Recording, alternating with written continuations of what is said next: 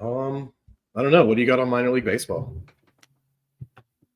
Well, the Salem Red Sox. Mm-hmm. The Salem Red Sox have rebranded their team, which is in my area. They are now the Salem Ridge Yaks. Excuse the what? The Salem Ridge Yaks. What is a Ridge Yak? That sounds I like don't know. Get ready to share this element. I'm going to pull it up now. Okay. What is a Salem Ridge Yak? I don't know. It's the question on everyone's mind. Posted this 18 minutes ago. Let me share the tab. Oh, wow. Breaking news here on the pod, right? Yeah. We showed up a day late and broke news. We were waiting for this. It was the Ridge Yaks announcement. Everyone knows it. Yeah, we had a hunch. Just needed to confirm with some sources. Here we go. What is this? Cookies? Okay. The single A Salem Red Sox are changing their names to the Salem Ridge Yaks. Let's find out why, because I don't know why. Picture, if you will, a domesticated bovine species native to the Himalayas that has discovered the game of baseball, developed the ability to travel via paddle-powered watercraft, and can now be found in and around the mountains of Virginia. You have pictured the newest team identity on the minor league baseball scene. You have pictured the Salem Ridge Yaks. What? That's wild. I love it. So it's ridiculous. It's ridiculous, but that's what you need for minor league baseball. Yeah, I agree. That's what's hot right now. Yeah, there's some crazy names out there. The team here in town in Charlotte's just the Knights, which is whatever. And their mascot's a dragon. It's very confusing. Alan Lawrence, the team's general manager, said that we fell in love with all the meanings behind it. Let's see if they list any. All the meanings behind it. Yeah, because it's like, why Ridge Yaks? Why Right. There's a fish native to Salem called the Hellbender, like the Salem Hellbenders, and you could have had a funny fish mascot. I loved it. I thought specifically if the fish head went up, like those talking fishes used to do, like it doesn't go down and like look at you like he's just for some reason staring up all the time. Could have been really funny, but I don't work there, so the Blue Ridge Mountains loom behind the ballpark, providing one of the most beautiful backdrops in minor league baseball. Their words. The Ridge Yak's name and the blue color of the titular yak reference this prodigious range. So he's blue because of the Blue Ridge Mountains. That's all they had to say. Okay. A lot of outdoor activities in Southwest Virginia. We wanted to incorporate that. That means visit Virginia's Blue Ridge, incentivize them somehow to incorporate that, I bet. Okay. The branding for the area. And then yaks. A yak is a home run slang term in baseball, and it's short for kayak, which are very popular around here. There are no other yaks in baseball. We really like that, the uniqueness of it. That's okay. True. That's a good idea. That is true. You don't hear about many yaks in sports. That said, there aren't any yaks actually living in the Salem area. So, not yet. Look at that. What do we think of these hats? Yeah. This one right here, the Ridge Yak one. Yeah. Or the letter one. Yeah, that one's cool. It's a little confusing. I like this one, but it looks like you just like to paddleboard. Yeah, right. I'm just a water sports enthusiast. Give me the yak head ripping off the Chicago Bulls. I love that. Iconic. Wow. It's iconic. Well, anyways, we'll for all your Ridge Yak news, your Blue Ridge Yak news, please. You know where to come. Wit and Grit podcast. We love blue. Look at this. Look at this logo we got. We love blue. Oh my gosh. We got some F1 to talk about. Coming up on the show, the sprint race is already done. Since we're coming to you on Saturday, we don't have to predict 2 races. We can tell you what happened post-sprint and get ready for the big Mama Jamma tomorrow. The Grand Prix in São Paulo. That's right. We also got NFL talk. We're going to start on NFL. We're going to get to F1 after that. Some of you have been very vocal in my inbox telling me that you would love to hear the NFL first and then choose your F1 if you feel like it that week. So we'll give it a go. Anything for the audience, Sean.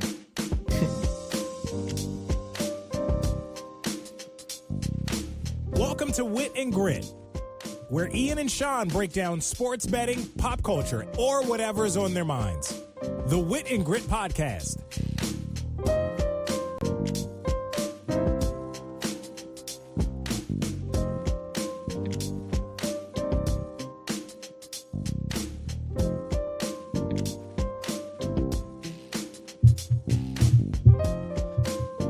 Trying to distribute our live YouTube link for a second and let the music play out.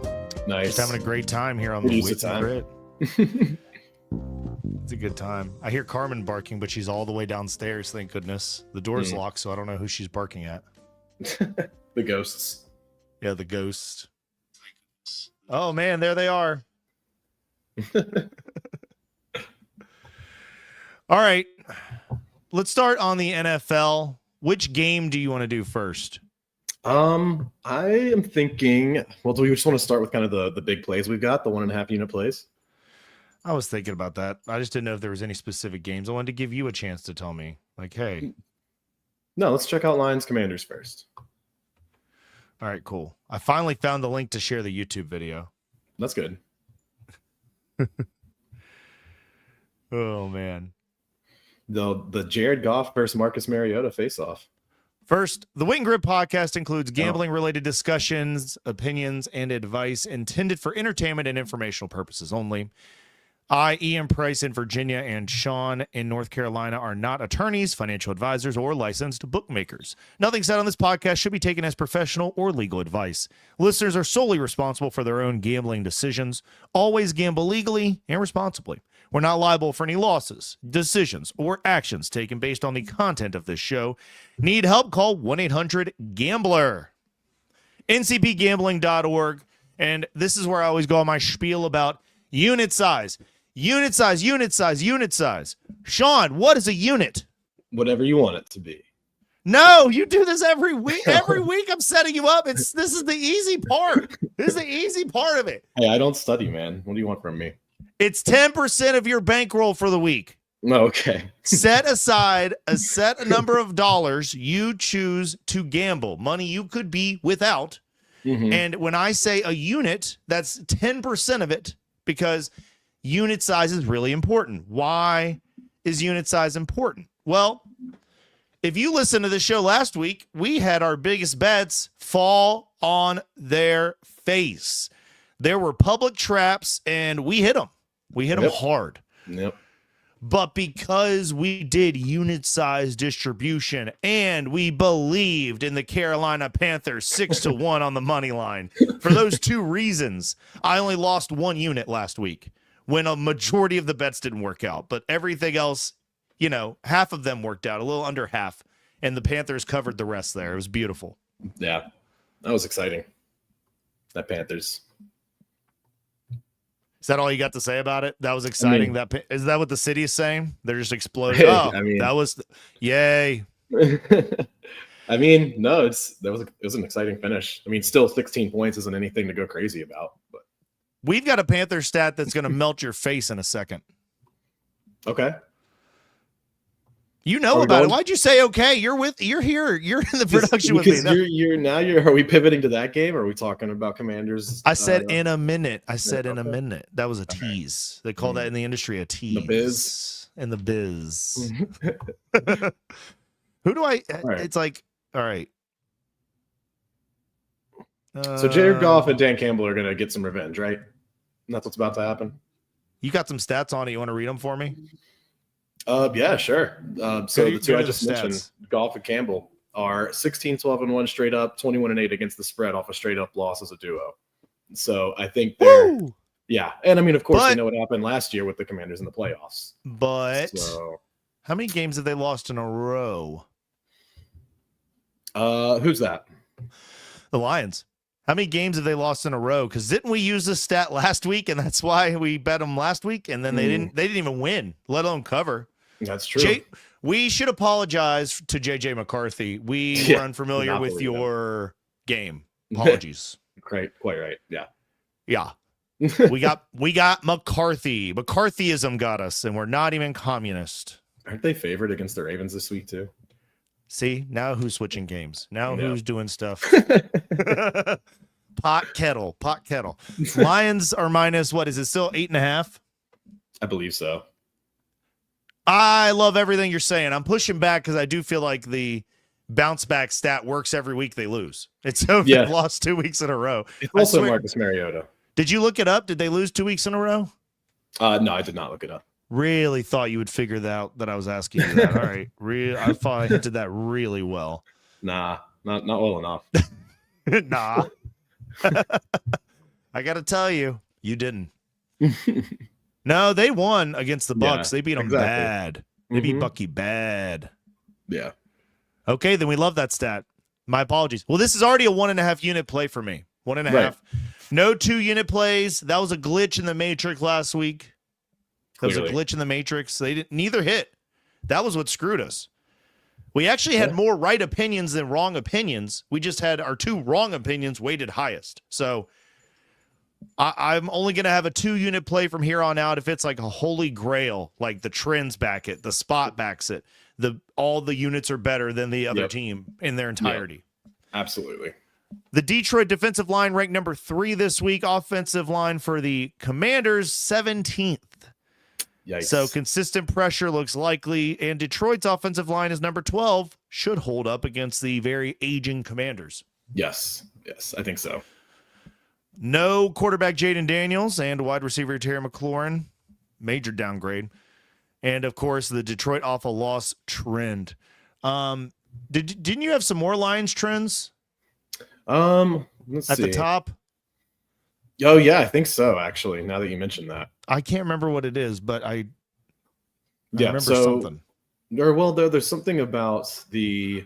Yeah, here we go. Jared Goff and Dan Campbell, 16, 12, and 1 straight up, 21 and 8 against the spread off a straight up loss, but they've won and covered 12 in a row, dating back to 2022. So the 12 game straight up and against the spread winning streak off of an outright loss is the longest for any team in their last 30 years. Yeah, so it's pretty easy to trust them here. Right. I mean, that's a good stat. Yeah.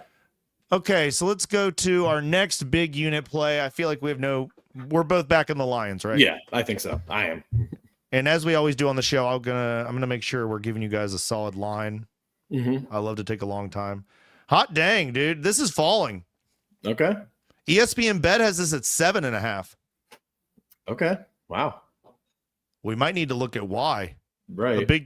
A big group might have come in and made a stand on the Commanders, and if it's a smart group, that might scare me. I don't know, man. I really like the Lions in the spot. I mean, smart groups get their money by being right on, because like a lot of these really big betting syndicates, what they do is they will make like 3 or 4 bets a year. Yeah. Like they don't bet every week. They don't bet every game. They wait till they see a perfect spot and they dump a ton of money on it. Yeah. They're called syndicates for a reason. Where are the Lions? Let's see. Oh. Yeah. Everyone's back in the Lions. So it might be a public trap, but we're going to fall for it again. It just doesn't. It feels like the Lions have a long history. I think they're going to cover here. Yeah. There's a lot of data to back that up. Exactly. Let's get ugly. You want to get ugly? Okay. The Jacksonville Jaguars. Oh, yeah, you're right. Minus 1.5 against the Texans, who don't have CJ Stroud, thanks to him doing a terrible slide and everyone trying to blame my boy on the Broncos. No. You leave Justin alone. He clearly only made contact with the elbow. And it's like he only made contact with his elbow because CJ Stroud did the limbo under him instead of getting hit. Yeah. He limboed bad. It's not the defender's fault. Speaking of bad, the Texans are really bad in the red zone. They are 22 trips. They have 8 touchdowns. That's the lowest this decade. Wow. CJ Stroud is out. Houston's offensive line is number 24. They miss you, Laramie. But Jacksonville's defensive line is number 24. So it's a division game. And the Jaguars it seems like the side here. Jacksonville has covered 3 straight in Houston. Yeah. Houston's on a 4-game against the spread slide versus Jacksonville. So Any other stats we need to throw in on that one? No, I think those are the big ones. All right. Yep. 1 unit plays. All right. A little bit less belief, but we're in on it. Seahawks -7 versus the Cardinals. That's what the machine says. That I'm not saying that's my play. I brought this one to debate with you. Okay. What run it by me one more time? Seahawks Okay. against the Cardinals, and they're covering. It's like a 7 point. It's like 7 points. Yeah. I really like the Cardinals with Jacoby Brissett. Yeah, I was gonna say if it's Jacoby, then I mean Trey McBride's going crazy with Jacoby. But the Seahawks have been so good all year, and no one's really noticed, and we keep getting messed up by that. So we can't forget that Sam Darnold became that dude, and nobody wants to talk about it, just like anyone else who is in Seattle. Like, it's like they just don't care. No one's bringing it up. No one cares. I mean, all they do is talk about how bad the Jets are. That's all anybody ever wants to talk about at ESPN. Just the Jets are bad. I mean, you could be talking about how good the Seahawks were if you could see past your own hindquarters, but you can't. So they got their head in the derriere. Yeah. So the computer says Seahawks. Defensive line number 8 for Seattle. Offensive line for Arizona number 13 this week. Okay. Arizona's defensive line number 26 versus Seattle's offensive line, which is 15th. So probably won't see Sam Darnold getting pressured a whole lot. Seattle 8-0 straight up, 7-1 against the spread versus Arizona since 2022. Just always they always have their number. I don't know. A lot of people, I heard a couple of smart bettors saying that they're backing the Cardinals with the points. Okay. For me, I don't know if I trust that big a spread in a division game. I probably have some bias after the Broncos-Raiders. Scrimmage. What was that? Would you call that a game? I don't know what that was, man. It was hard to watch. I am really glad I was working a gig and watching that at a bar. Yeah, I'm sure. Because there wasn't much to watch. Right. If I had been sitting at home, I would have been asleep. Yeah. Like I had to have another activity. Yeah, it was just everyone being really bad at football. Just a good old-fashioned bad game. I know bad football. Trust me. I watched the Dolphins. Broncos are 8-2, and now they don't play another game until November 16th. Yeah. And then they play the Chiefs, and I think they have their bye week this week. So they get a bye to prepare for the Chiefs. Very nice. You know which side we're going to be on. So what do you think? Do you think you take the points here with Seattle, or should we knock this down to a money line play? I don't know. I probably at least money line for sure. Because the Seahawks are just all over the Cardinals. They're 8-0 straight up since 2022. I know. I just read that. Yeah. You got another trend? Give me another trend. What else you got? Show me what you got. No, really just the Trey McBride thing with Jacoby is pretty interesting. But no other notable trends. But I think we take money line on that one. Well, Arizona has faced the Seahawks without Kyler Murray twice since 2019. In 2023 with Josh Dobbs, a 20-10 loss as a 9-point dog. And in 2021 with Colt McCoy, who won in Seattle as a 5.5-point dog. Colt McCoy. So it doesn't really matter. They lost once, they all won once with it. So I kind of thought that was irrelevant.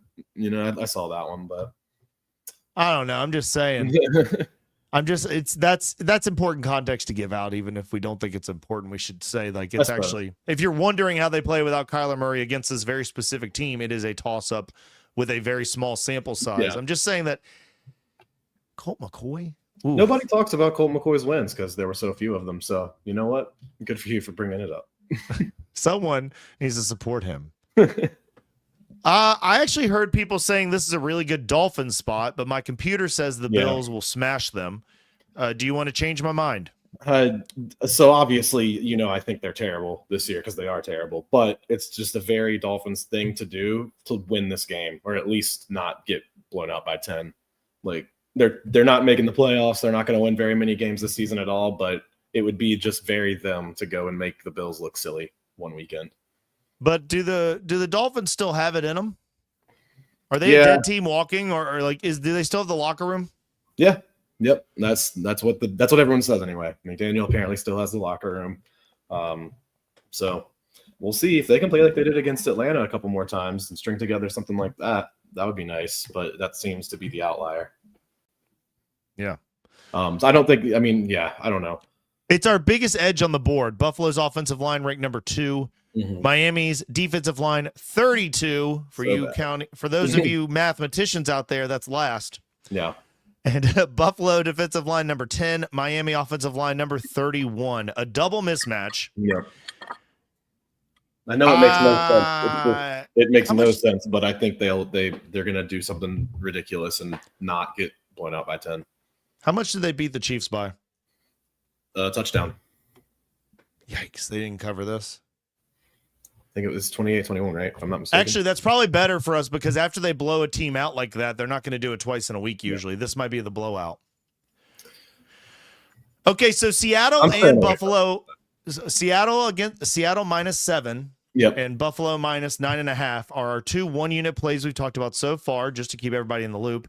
But I have a bad feeling about both of them, and Sean has a bad feeling about one of them. Okay. So far, we like our 1.5-unit plays a lot more. Right, and that's why they're 1.5-unit plays. Yeah. But if we have enough of these 1-unit plays we feel weird about, this might be a good week to just do a whole multi-unit parlay on the money line. Yeah.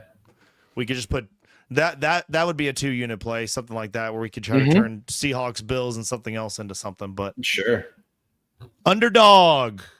49ers +6 at the Rams. Here's the angle. The underdog is 13-1 against the spread in Shanahan-McVay matchups since 2019. Okay. So what you just said you're afraid will happen with the Dolphins and the Bills has happened a ton with this divisional matchup, the 49ers and the Rams. I mean, the Rams offensive line, do you have any stats for this one? Which one's this? 49ers, Rams. Pay attention, Sean. You're the only person I'm talking to. Yeah, well, there's a lot to scroll through here, man. Control find, and just look for the team name. It's not hard. Let's see. So they have already played once this season. 49ers pulled off the upset as a 8.5-point underdog. Let's see. McVay and Shanahan, the head-to-head. We've got Shanahan with the 11-7 record. Okay. Ooh, I didn't do that one. Sorry, go ahead.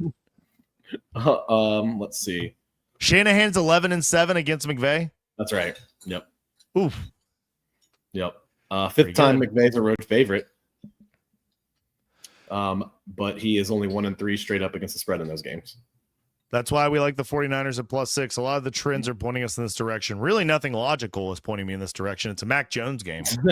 True. Okay. So, yeah, we definitely don't want the 49ers money line. This is the opposite of the other two. We want the 49ers against the spread if we take them at all. Yeah. We want the biggest spread we can find. Speaking of spreads, the Steelers +3 at the Chargers. This one's interesting. The Steelers have an interesting season. Pittsburgh's offensive line number 9, defensive line number 5. Chargers offensive line ranked 30th. Farewell, Joe Alt. And defensive line is number 17. So the advantage is to the Steelers. They're at the Chargers. Herbert's great at night against the spread, but the Chargers lost Joe Alt for the year, as I just mentioned. And Pittsburgh under Tomlin thrives as a short dog after dog win spots.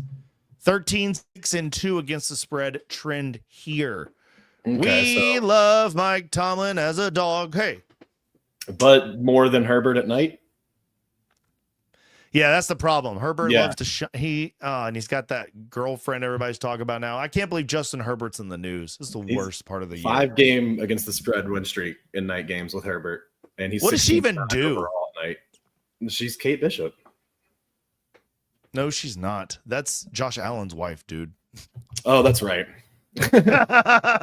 Mixed up your white ladies. This one don't have no job. I think Breer is just alive and look. I think she just tries to look good and people just want to look at her and give her money. I don't know how that works. No one gives me money for just looking. Yeah. One day. Maybe. If you're lucky. So you like that one? Steelers +3. It's tough. It's tough because it is. Do you trust Tomlin or Herbert more here? I wish we could get more than 3. If we could get that hook, I'd really like it. It's in LA. Oh no, I got worse news. What's that?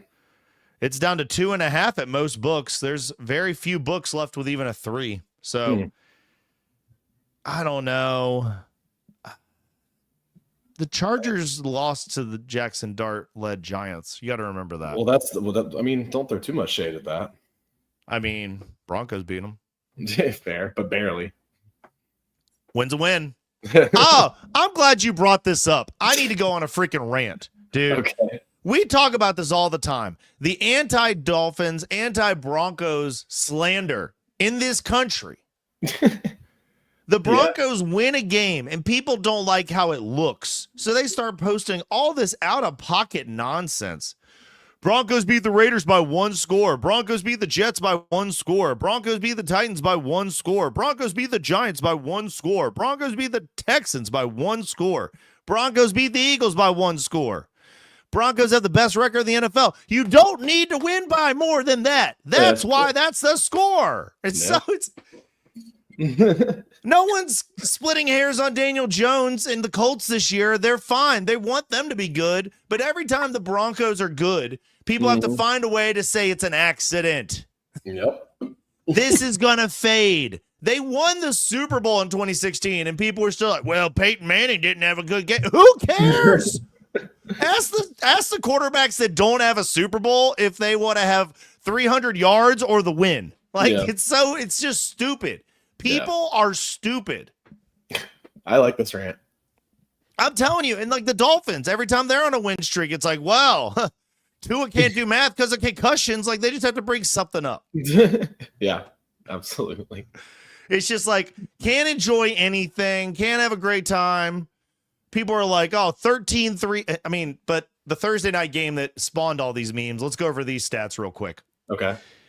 13 3-and-outs, 15 punts, 3 interceptions, 2 missed field goals, a blocked punt, 8 sacks. More than half of the Raiders' drives didn't go further than 2 yards. Oh, my God. Win-loss. Okay, so win-loss for the season this year with fewer than 20 points. The Broncos are 3-0. The rest of the AFC is 3-41. Oh, my God. So they've been really lucky. But it's like, it's not luck. That's It's the coaching. It's they got a good kicker. They went and got Will Lutz, and now they're winning all these coin flip games they usually used to lose at the end of the freaking 60 minutes. Oh, yep. All right. Well, speaking of Sean Payton, that's a great segue back into the Saints plus 5.5 at the Sean Panthers. Payton on the Saints. I mean, I guess that is technically a segue. We can make it. Yeah, he won a Super Bowl at the Saints. That's you remember true. that? Yeah. Pepperidge Farm remembers. So are you going to say the Panthers stat now? Yeah.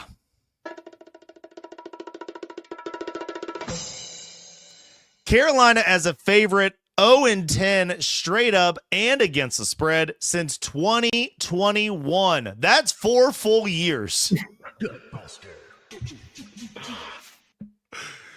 3-13 against the spread as a favorite since 2020. So, like, barely better. Respond well to people thinking they're any sort of good. Don't believe in the Panthers. Ever. It makes them bad. They get nervous, guys, okay? Why is this stat just now coming out? Have they I don't know. That's when's the last crazy. time they were favored? Maybe they just aren't ever favored. I think it was against the Jets this year, maybe. I don't know. Did they play the Jets this year? Maybe I'm making that up. That feels like a game we'd forget if it happened. No, because they definitely played the AFC East this year because they played the Dolphins. So maybe they will play the Jets and you were looking at tickets. Who knows? Dude, that's a game you should go to as a Dolphins fan for sure. Go watch the Jets lose to the Panthers. That'd be fantastic. Anyway, you got any other trends? Do you have any reason we should? Why are we backing the Saints, first of all? Just because the Panthers can't cover? That's what we're just doing it in division. We don't think that this Saints team is tanking and this could be the one time that stat gets broken. I mean, I don't know. They are 5-4 this season. Like the Panthers, they're not like a terrible team. I know. They have been underdogs. They've been since like you live there. Yeah, they've been underdogs in all 9 games until now, which is kind of crazy. But is it? Well, they're 5-4. They traded for a first overall pick, and then they were the worst team and gave away first overall pick. It's just dynamite. I don't know. That Saints offense last week didn't really give you much to go on. They only had the ball for like 16 minutes. So, I mean, I don't know. I think the Panthers might actually win a game that they're favored to win. I do. So you don't like this? I think play. they do. No, I think I'm going to go against this one. No, but the cover, the 5.5. If the Saints keep it close, I don't think so. All right. Yeah. I don't want to back the Saints either, so we're off of that. The computer has that. We're not playing that one. We still are undecided on a lot of these 1-unit plays, so let me give you the 2 half-unit plays, and then we'll figure out our parlay. Because I feel like, if I'm hearing you correctly, we love Lions minus 8.5. Yep. We love the Jags minus 1.5 just versus a CJ Stroudless Texans team. Are we worried a little bit about Davis Mills having a week to be ready to play football? No. Okay. Not a little. No. And you still like Seahawks minus 7. I feel like my heart's torn, and it's because I'm a Trey McBride fantasy football owner. So yeah. But I mean, how long could Jacoby Brissett look good? Long enough for Kyler to be on IR. They basically benched him, dude. He's benched. I know, he's without saying it. He's done. He's done. He's playing COD. It's the I know, right? Well, it doesn't come out for another week, maybe. I don't know. It's right around the corner. I thought they released it already. I don't. Anthony Richardson is he's getting the Anthony Richardson treatment. When is Anthony Richardson going to be set free? You think? Yeah, I don't know if he I don't know if it would matter if he was. Hopefully he's getting better and not just sitting there getting worse. You would hope. All right, half unit plays. We'll go over these real quick. Ravens minus 3.5 at Vikings. This is a Lamar over JJ McCarthy spot. Minnesota offensive line 19th. Baltimore defensive line is number 30th, which is the only pause, so they'll have time. But the Ravens on extended rest on the road under Lamar have been 8-2 straight up and against the spread. Vikings historically flat the week after playing against the Detroit Lions. So, and I know it's no longer a perfect record, but it's still near perfect. Lamar against the NFC, very, very, very good. 24-3. 24-3. Yeah. So we like that. So we already like that better than a lot of the 1-unit plays. Yeah. I think this is where Baltimore starts to turn it around and make a playoff run. Pocket robots for the loss. Are we back in the Colts as favorites in Berlin against the Falcons? Yes. Yes, all the yes. That is like a historically good offense, man. This is a trench toss-up, dude. Indianapolis's defensive line is missing Buckner, Ikuan, and Taquan Lewis. But Atlanta is missing 2 guards. So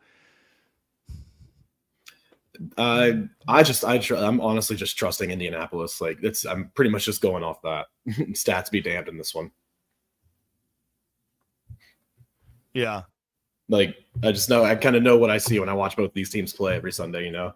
Well, the reason the computer made this only a half unit play to back the Colts is because of the injuries to the defensive line on Indianapolis, on the off chance that the Falcons can overcome that. Because the Falcons, favorites of a field goal plus are 24-15 against the spread overseas. So the favorite wins a lot, but that's not crazy. No, it's not.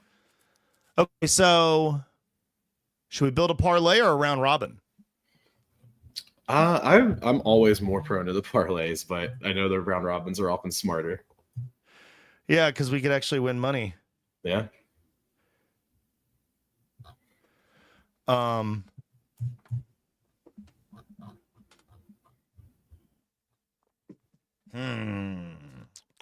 like a parlay. We could do both. It's true. Well, because the round robin can be bigger. Yeah. Can. And then we could just, Seahawks. Right? Yeah. All right, Seahawks. How about Lions? Yep. Yeah. Yep.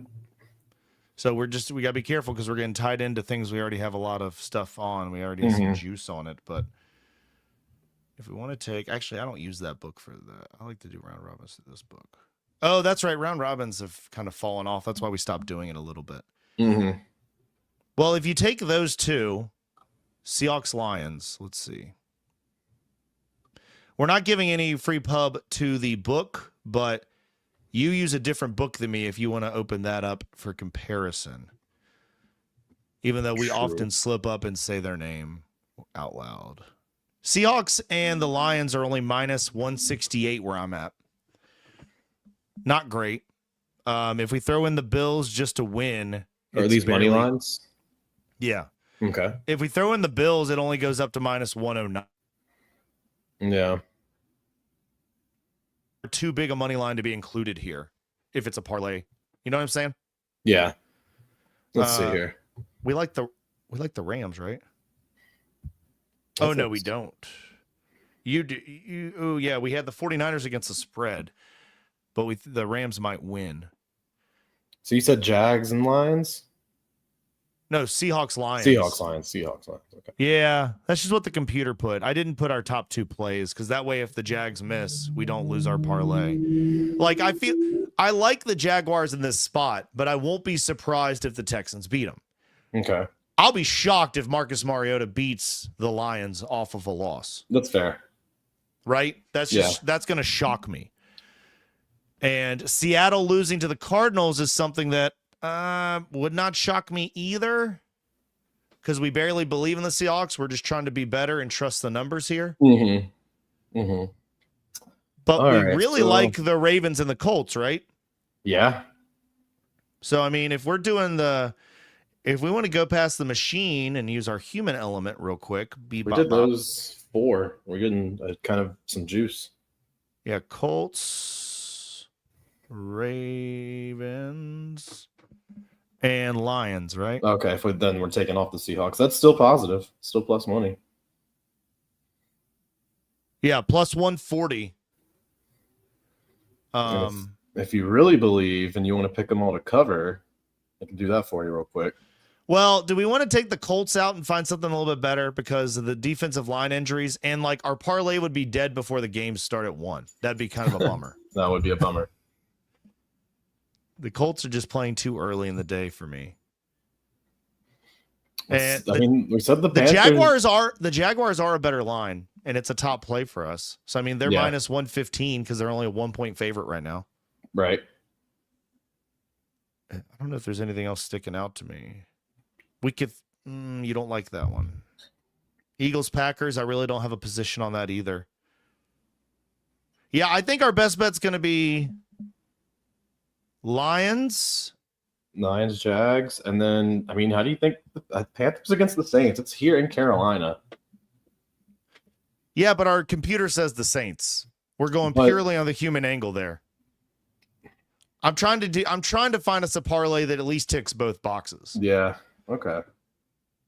And every time, and remember the reason we stopped doing a Panthers podcast way before other people stopped, I might add. Like we quit way before it was cool. Oh yeah. We did it because they would always do this. They would have a good win, then they'd let you down. They're up and down. They beat teams. They come back and have a huge win against the Packers, and then they're going to lose to Tyler Shuck. Sounds like a made up person. It does. It really does. I mean, yeah. Okay, Lions, Ravens, and you want to put the Jags in? Yeah, I could do that. That's plus 237. Yeah, that's close to what I got on this book too. 227. Okay. Throwing in the Bills gets us to 3-1. Nah, not worth. Yeah, it's not worth it. I know. Browns Jets. Talk about something nobody wants to talk about. Going Lions to cover, though, if we really do believe in them, that puts it over plus 400. I know, but that's already our 1.5 unit bet. Yeah. So we're not giving ourselves any. You know what I'm saying? We're just we would lose both the parlay and our biggest bet of the week. True. If the Lions, God forbid, knock on some wood. You know, what if Jared Goff don't finish the game? What if Jahmyr Gibbs comes out? Like somebody could go down, and the math could change real quick. So that's true. All right, yeah. The Jags, Ravens, Lions is pretty good. Jags, Ravens, Lions at plus 237 is our Wit and Grit parlay of the week. Please use your unit size responsibly. $100 better would pay out $337 on this parlay. All right. So are you going to do a half unit or a full unit? I mean, I'll do one on this. I'm going to do 1 unit, I think. I think that's reasonable. Yep. Cool. All right. Put it in later. Cool. Let's get to, you want to F around? Yeah, let's do it. Time to F around. It's Grand Prix weekend again. And you're Fing around with F1 right here on Wit and Grit. Ian Price, joined as always by Sean Duiser. We're taping this Saturday night just after qualifying in Sao Paulo. So everything you hear is fresh off the sprint. It's been one of those old school Interlagos Saturdays, hasn't it, Sean? Yeah, rain, chaos, red flags, heartbreak. Somehow Lando still comes out of it smiling with both pole positions there. Yeah, brag about it. What you love him. You love Lando. Yes. You want Lando to, great job. Monster, I mean, he's having a monster so far. Yeah, exactly. Yeah. He swept the sprint, fastest in every qualifying session, and locked down pole for tomorrow's Grand Prix. If he converts this one, he could stretch that championship lead for the first time in 3 months, like 4 months. It's been months. Mm-hmm. Yeah. And there's even a Landomination parlay I was telling you about before we went on air. To say it earlier. It's not. It's like it looks good on the sport app, but it's not easy to roll off the tongue. Landomination. Landomination. And that's a good time for me to say the Wit and Grit podcast includes gambling-related discussion, opinions, and advice intended for entertainment and informational purposes only. I, Ian Price in Virginia, and Sean in North Carolina are not attorneys, financial advisors, or licensed bookmakers. Nothing said on this podcast should be taken as professional or legal advice. Listeners are solely responsible for their own gambling decisions. Always gamble legally and responsibly. We're not liable for any losses, decisions, or actions taken based on the content of this show. Need help? Call 1-800-GAMBLER or visit ncpgambling.org. We're not even doing the gambling part yet, but I just wanted to get that out of the way. Hey, might as well get out ahead of it, right? Let's set the table real quick. After Mexico, Norris led the standings by 1 point over his teammate, Oscar Piastri. Now after the sprint, that gap's up to 9. And Sean, not only did Lando win the sprint, Piastri crashed out on lap 6. Yeah, that was pretty wild. He got on the damp curbs in turn 3, the same corner that caught out Hülkenberg and Colapinto right after. The whole thing just red flags. That's 2 sprints in a row where Piastri's cost himself points while Norris just keeps his head down. Exactly. The championship right now, Norris, 427 points. Piastri, 418. Verstappen, 391. 4 races left, and Max did not do himself any favors. He'll start 16th for the Grand Prix after his first Q1 elimination in 4 years. That's insane. You know, the last time he missed Q3 on merit was never. It's the first true pace-related Q1 exit. Afterwards he said it was just bad, sliding around, no grip, had to underdrive it. Not a great sign when you're chasing 2 McLarens that have looked perfect all weekend. Let's run the top 10 because it's a weird grid. Right. Lando Norris, number 1. Mm-hmm. Kimi Antonelli with Mercedes, number 2. Right. Charles Leclerc, Ferrari, number 3. And Leclerc's been sniffing podium, at podium for the last couple races. He is living in that 2 to 4 range. Back to the grid. Number 4, Oscar Piastri with McLaren. So our former probably going to be the champion. Mm-hmm. Starting behind a Mercedes, a Ferrari. I mean, and he's got Norris up there with the fastest car apparently this weekend. Yep. Isack Hadjar, Racing Bulls, number 5. Take a note, Sean. Yeah. Number 6, George Russell, Mercedes, because of course George Russell's in 6. I'm sure he'll do okay per usual. Yeah. Liam Lawson with Racing Bulls, number 7, right there. So 2 Racing Bulls in the top 7. They're 1 Mercedes apart. Ollie Bearman with Haas. He's been our recent parlay champion. We love him. He's number 8. Okay. Pierre Gasly with Alpine, 9th, and Nico Hülkenberg, Kick Sauber, 10th. All right. Soon to be with Audi. So, yeah, it is pretty strange. That's a top 10 where half of them are 25 or younger. And Antonelli, again, he's been sitting right behind Lando in every session. P2 in the sprint, P2 in qualifying, only 19 years old. Yeah, 19 years and 76 days. Third youngest ever to start on the front row in F1 history. Only Stroll and Verstappen were younger. And, composure. Right. All right, he told Sky, quote, bit annoying that I'm P2 again, but I'll take it. The car felt great. I'm just looking forward to finishing the weekend on a high. And that's they should probably drug test him. Well, that's the mentality you want, right? He's got George Russell behind him, but the kid looks smoother through sector 2 than really anyone else out there. That Mercedes through the middle sector is super stable. And it's the question tomorrow. Or later today, if you're listening to this on the All In with Ian radio show on Sports Radio VA. Can Antonelli actually hang with Lando through that uphill drag from turn 12 to turn 1? If he gets DRS, that's his only real window. Otherwise, Norris controls this thing. Right. Speaking of Norris controlling, McLaren controlling, a little bit more about McLaren. It's the first real championship fight between teammates we've had in years. And they're handling it about as calmly as you could ask, I suppose. Yeah. Andrea Stella, team boss, told Sky, almost a perfect day if it wasn't for Oscar's sprint crash. He said Norris was calm, composed, and just nailed the lap when it mattered. Yeah, it's funny. Lando even said after qualifying, I didn't make it easy on myself. He locked up into turn 1 on his first run. It was 10th on the board, then came back and ripped a 109.511. That's the champion's lap right there. Totally. And he even said, quote, I learned that Kimi pushes to the very end. I'm not sure I want another one of those. That tells you how much respect he's got for the kid. Absolutely. I mean, he should. Like we've said, Kimi's been right there on him, all weekend. Yeah.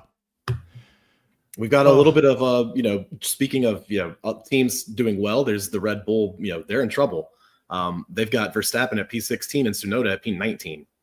It's wild. We got 2 Racing Bulls in the top 7, and we got the 2 Red Bulls at the bottom of the grid. And the irony is that when Red Bull fired their team principal and brought Mekis up from Racing Bulls, he's got to feel a little weird trying to plan for P16 and P19, watching the team he was running just like 2 months ago is up in the top 7. Yeah. It's like, is it me? Did I do this? He's got enough wins with Verstappen. I think he's going to sleep well at night. I don't think so it'll too. be a big problem. But I mean, it's the first double Q1 exit since Japan of 2006. Almost 2 decades.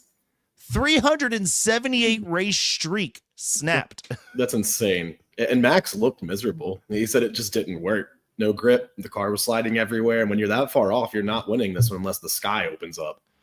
Max loves to talk about grip. It's always the car's fault. I know, right? He won here last year, though, from P17. Remember, in the rain. But that's the thing. He needed the chaos. The forecast for this race, 40% chance of showers at lights out. So if it rains, he's live. If it's dry, he might be cooked. If this race is just orderly. Yeah, if everything goes as it's expected to go, right? And Red Bull can't even use the power unit swap loophole because the grid penalty is not worth it. There's just no pace to mask. That's the real story. Neat and proper. This is neat and proper. Neat and proper on the grid, then. Well, behind them, I love what we're seeing from Racing Bulls. I mean, Isack Hadjar, P5, Liam Lawson, P7. Yeah, 2 cars in the top 7 for a team that's been fighting for points all year. Hadjar has been a rookie revelation. 3 top 5 starts already. And Lawson, steady as always. First top 10 start since Baku. And he's still in the running for that Red Bull seat next year. Meanwhile, Ollie Bearman keeps overachieving. 4th straight Q3 appearance. P8 on the grid. That Haas team's going to be getting more out of the car than it deserves. That's for sure. And credit to Nico Hülkenberg, too. His first Q3 of the season. That's a full redemption arc for a guy who skidded off in the sprint earlier. I've got an image I wanted to show you. Okay. real quick. Let's see. I can throw it up on the screen for you if you want. Yeah, I mean, it's just perfect for this situation. We haven't done an image in a while. I mean, we did one earlier today. I mean, okay. It's been 30 minutes. You want to be that way about it? I'm like seeing if it uploaded. But basically, yeah. Forget about it. It's technologically it's not working. Yeah. It didn't send to the technology. But I'm going to send it to your phone so you have an idea of what I'm talking about as we discuss it, okay? Okay, fair enough. So, sorry to the YouTube audience, we suck. Okay. All right, I see it so, now. Yeah, the 2026 driver lineup is pretty much set except for both the Racing Bulls and the second Red Bull seat. Perfect. Look at that. You can see how there's two mystery guys right there. Exactly. So, I mean, everybody else is locked in for 2026, but when you look at the disparity in where Racing Bulls is for this race, one of the last few, and where Liam Lawson and Hadjar have a lot to drive for, and it's being in a Red Bull car. Mm-hmm. Absolutely. Racing next to Max. Yeah. Ferrari's in an interesting spot. Leclerc's P3, Hamilton's P13. Man, if you didn't know Lewis Hamilton was that dude. Yeah, he's pretty salty. He was talking to reporters saying that he had no rear end, the tires weren't working. He said, I can't do anything from there.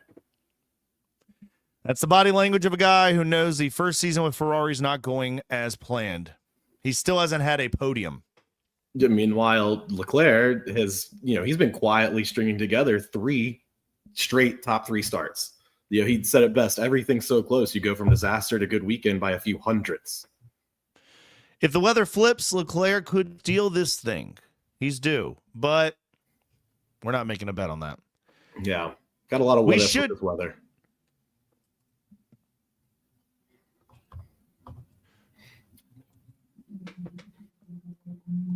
Let's go over the best bets for Sao Paulo. How about that?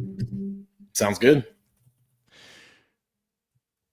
So our top one, I hinted at it. I wanted to let you know. Isack Hadjar, top 6, pays out plus 100. That's a 1.5 unit play for me. We love Hadjar. He's got the pace. He starts P5, been legit all weekend. We just talked about how he has motivation to drive. He needs to earn a Red Bull seat. Even money for a one-place hold is our best edge. All right. And I know some of these F1 bets can be hard to find, and we have no sponsor on this show, but Bet365 is a book that's, I believe, not based in this country. Therefore, it always has more Formula One angles. Oh. As of the taping of the show, other books that offer F1 were only letting you bet on the winner. That's a loser mentality. Go to a different book. That's the one good thing about, I shouldn't say one. One of the many good things about legalized sports gambling is that you have options now. You don't have to go to Paulie on the corner, Yeah. Yeah. We all miss him though. I don't go enough. Yeah. Don't see enough of that guy anymore. Here's a guy we don't usually bet on. Pierre Gasly. I'm worried a little bit, but the numbers are coming in. If we bet him at top 10, he's starting P9. Okay. Alpine Step showed up here, plus money from the good side of the midfield. So, that's less though. Hadjar's 1.5. I would do maybe a unit on that. Okay. It was at plus 120. My boy, Ollie Bearman. Oh, we love him. He's top 10. It's only minus 138, but he's going to do it. That's how good he is. He's starting ahead of Gasly, and it's like a worse payout. You see what I'm saying? Yep. If all things were equal, we would get better numbers on Bearman, but unfortunately, we're not the only ones watching these races. But tidy tire life, 4 straight Q3s, a P8 start, reasonable 58% break even. Not bad. So the minus 138 is good. It's definitely going to be a parlay angle for us. Okay. Nico Hülkenberg points, top 10. Again, he starts P10. So we're just throwing a lot of darts and seeing who can stay in the top 10. Right. Hadjar is the only top 6 bet we've had so far. Nico Hülkenberg, P10 start under overcut path into P9 to P10. So the number's friendly. And we've seen Hülkenberg have some success when others don't. If the chaos actually does break with the rain and Verstappen is loose, Nico might also be loose. Liam Lawson, talk about motivation. We're going to back every racing bull here. Top 10 points coming out at -138. That's another leg we love. He's starting P7, clean race. And at this point, we've got 4 different top 10 bets, and we haven't parlayed any of them together yet. Right. So there's a chance every single one of these hits, but there's also a chance maybe one driver doesn't. Your day's not sunk. You've diversified your units. Yep. You never know who's going to spin out. Someone gets run into. Oh, my gosh. Carlos Sainz and Kimi Antonelli a couple of races ago. I will not forget. Yep. My hubris took over, and I had both of them involved in like parlays, individual bets, etc. And I'm just like, then they hit each other and they were out of the race. I was like talking to someone about it while watching the race. I'm like, you gotta be kidding me. It's saying everything joke, right? But Bearman. Where's Aston Kutcher?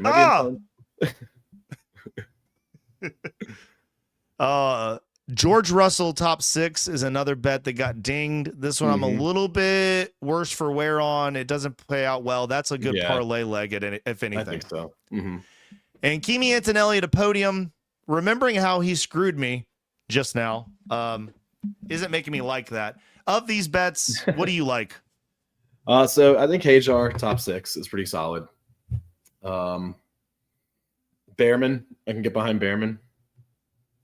And then Kimi's been looking good this weekend already. So I think those 3 really jump out at me. Okay. So I think the parlay is going to be, we'll have to pull it together real quick.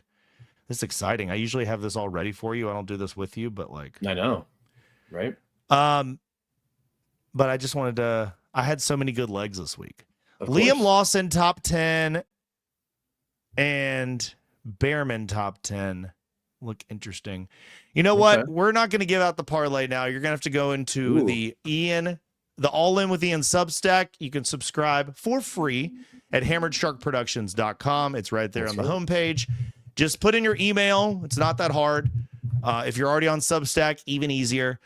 I have a paid tier, but I put everything out for free. Nobody should have to pay me. It just was easier to set the Substack up that way without going into it. So our favorite legs for the race are Isack Hadjar top 6. Then we have a bunch of top 10 bets that we like on Pierre Gasly, Ollie Bearman, Nico Hülkenberg, Liam Lawson. George Russell top 6 is -400 if you need something to pad a parlay. Kimi Antonelli on the podium -163. Not saying this is an official play, but if you want to just back the Silver Arrows, you're a big Mercedes fan, you could take those 2 and put them together. George Russell top 6, Kimi Antonelli podium. That could be your parlay. We usually don't recommend going deeper than 2 drivers on a parlay because of aforementioned crashing into each other. Chaos. So let's see. That's your effing around with F1 São Paulo Grand Prix preview edition. Lando Norris leads from pole. Kimi Antonelli keeps knocking, and Verstappen's praying for rain. Okay, so Sean, that's it. I mean, that's everything we had. Anything you want to say about the NFL, about F1, about life, about the Blue Ridge Yaks? The Blue Ridge, what are they? Blue Ridge River Yaks? What are they? The Ridge Yaks is what you said? I already forgot. It's brand new. We broke the news. Come on, man. It's been 50 minutes since then. I know. It's been crazy. No, man, I'm excited for the games this weekend. Like I said, I think the Dolphins could do something stupid and like either win that game or cover at least. And by stupid, I mean just so Dolphins of them. Having a terrible season. Why not win a game that is meaningless in the grand scheme of things? So just so Dolphins. Yeah. So I don't know. Look for that. Awesome. But otherwise, yeah. That's all I got. This has been the Wit and Grit podcast. Make all your bets responsibly or make none of them. We don't care. Do what you must do. Gamble responsibly. Have a great weekend. The Broncos cannot lose. Have a good weekend, everybody. 8-2. What up? Peace out.